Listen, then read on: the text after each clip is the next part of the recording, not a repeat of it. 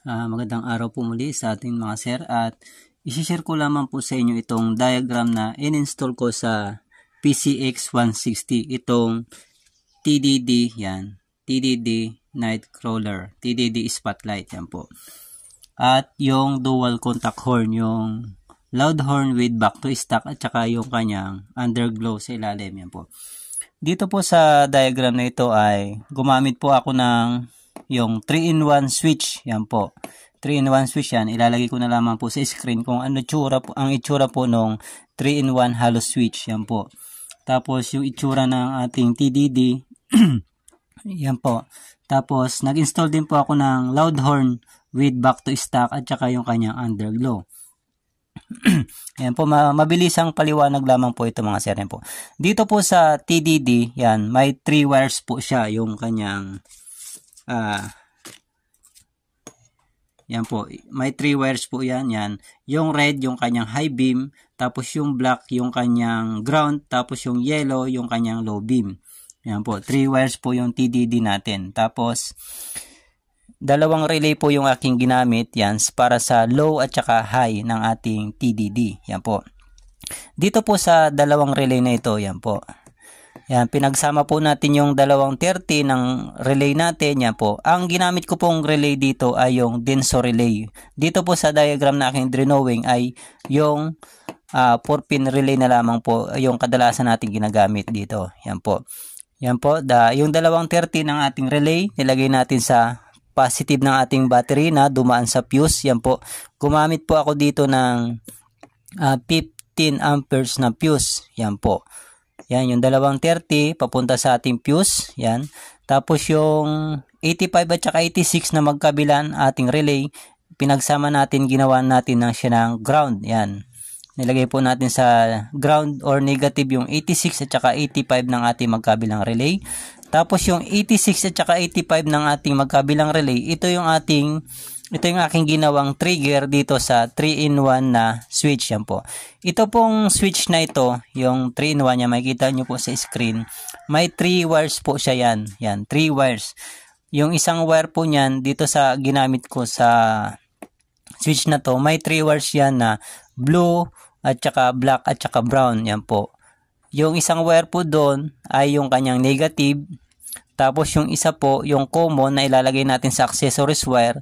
Tapos yung isa, yung papunta sa ating trigger. Yan po. 3 wires po siya yan. Yan po. Sundan nyo na lang po yung aking diagram. At kung sakaling ganito yung gagamitin yung switch yan, makikita nyo rin po dyan 3 wires. Yan po. Yung isang wire, nilagay natin sa negative. Tapos yung isang wire ng ating switch, nilagay natin sa accessories wire. Tapos yung isang wire, nilagay natin sa trigger natin sa 86 at saka 85. Yan po. Itong relay na ito ay ginawan ko ng low. Yan po, papunta sa ating TDD, low ng ating wire. Yan, yung low natin, yung dilaw na wire. Tapos yung high natin sa red wire ng ating TDD. Yan, kita nyo. Tapos yung isang wire niya, yung negative. Yan, okay na po tayo dito sa kanyang diagram sa TDD natin. Tapos, nilagyan ko po siya ng passing light.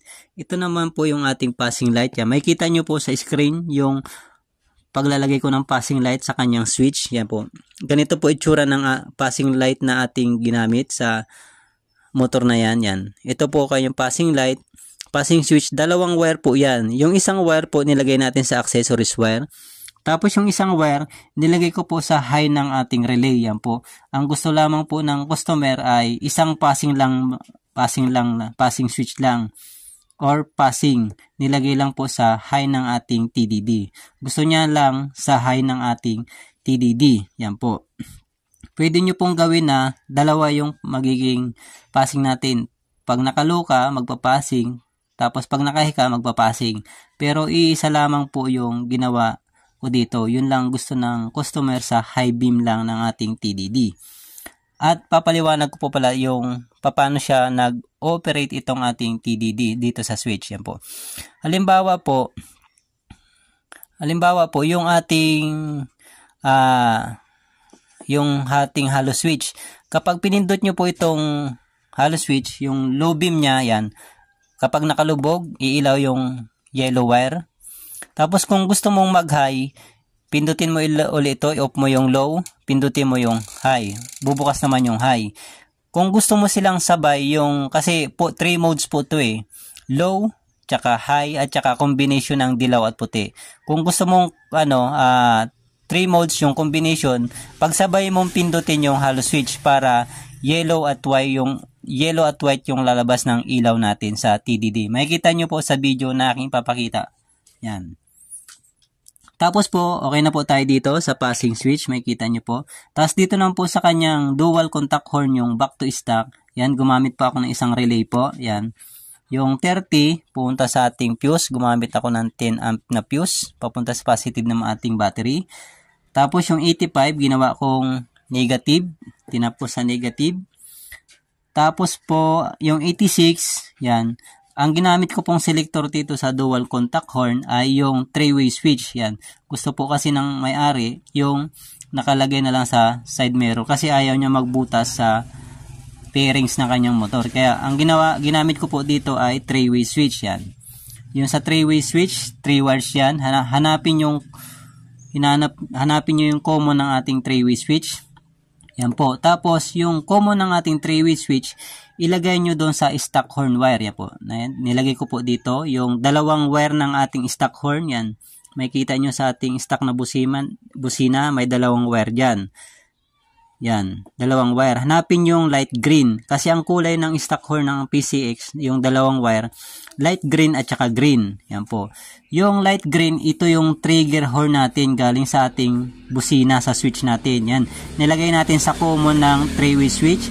Tapos yung green wire sa ating stock horn wire, nilagay ko sa stock horn wire sa isang pin.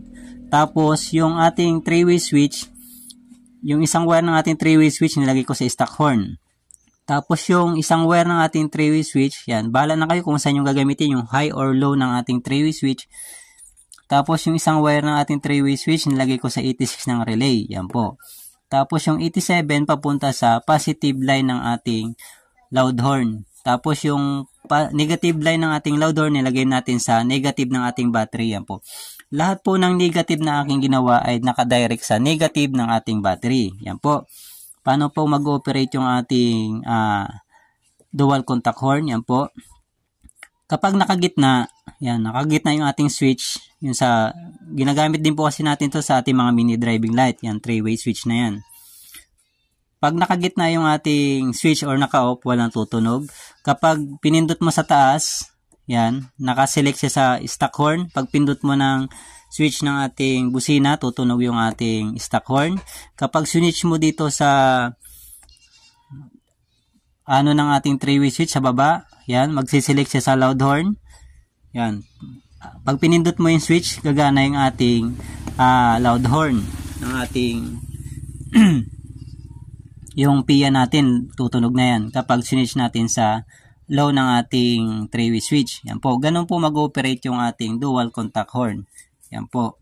Yan, sundan nyo na lang po yung aking diagram. Tapos po dito sa underglow naman, naglagay tayo ng underglow. Yan, makikita nyo sa video yon. Naglagay tayo ng underglow sa ulihan. Yan, gumamit po ako dyan ng LED light, yung dinidikit po yan. Yan, nilagyan ko rin po siya ng relay. Yan, para po safe at para may fuse rin po. Yan, naglagay ako ng fuse na 5 amperes. Yan po. Wala po kasing mahanap na mas mababang amperahe ng fuse, kaya 5 na lamang po ang ginamit ko. Yan po. Sa 30 pa rin yung ating positive line, papuntang fuse, 30. Tapos yung 86, yung ginagawa nating ground. Tapos yung 85, nilagay natin doon sa 3-in-1 switch kasi may isang bakante, ginawan ko po siya ng switch. Makikita nyo sa video po, yan. Yung isa, ginawa natin switch siya underglow. Ay, dito po.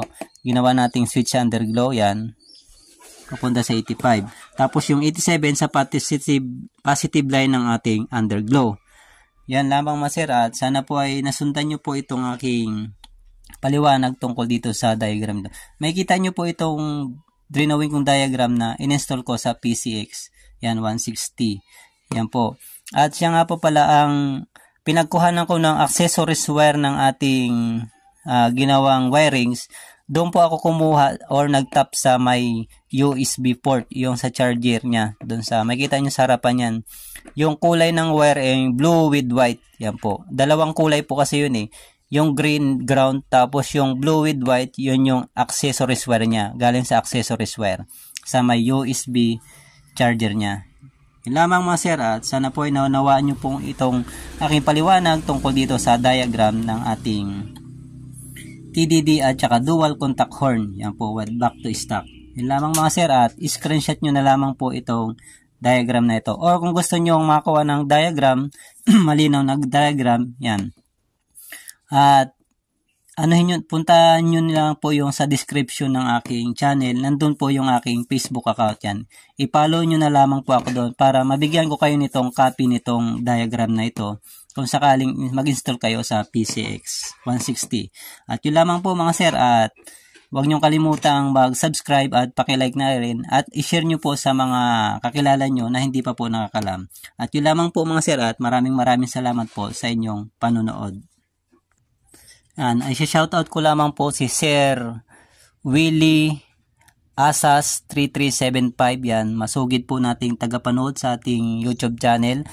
At maraming salamat po sir sa iyong suporta, Willie Asas 3375.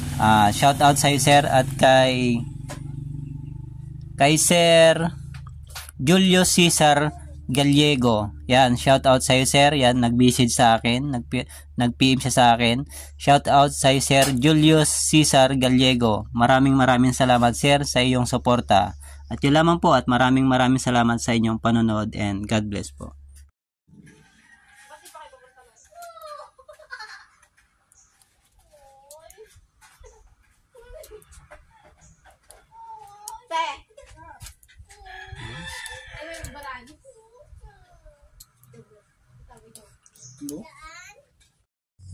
PCX 160.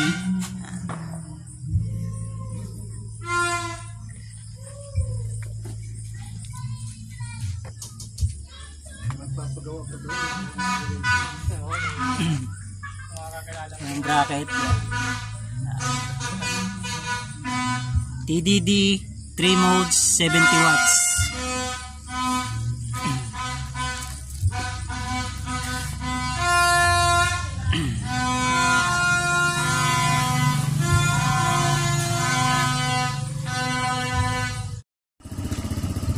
Ayan mga sir, nag-install tayo ng TDD. TDD 3 modes 70 watts. Ayan sir, pa-open ng low sir, yung dilaw. Ayan o, lakas.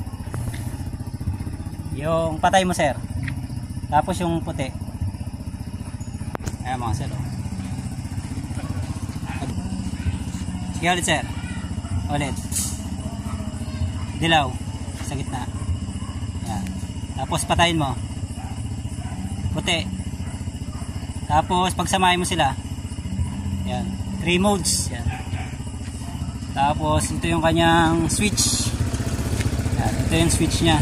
Patayin mo na natin. Pag naka low, dilaw.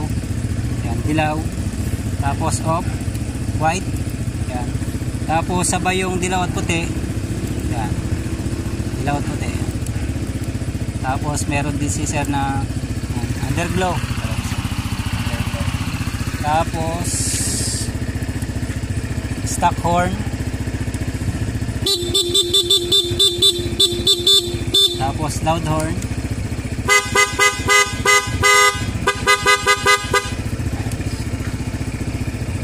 Nakakasilaw yan. Lakas yan. 70 watts. Tapos liwanag siya, no? Kita yung ano, kita yung mga ano. Kita yung mas makita mo ito dito. Tapos may passing din na ito. Nilagyan natin ng passing light. Yan, ilagay ko yung kanyang passing light dyan sa ano yan, pinarina natin. Lakas oh. Kita yung aswang.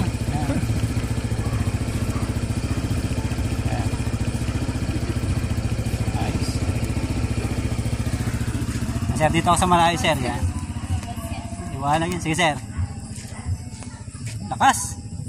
Nakasilaw. Dilaw, sir. Dilaw, sir. Okay, nice.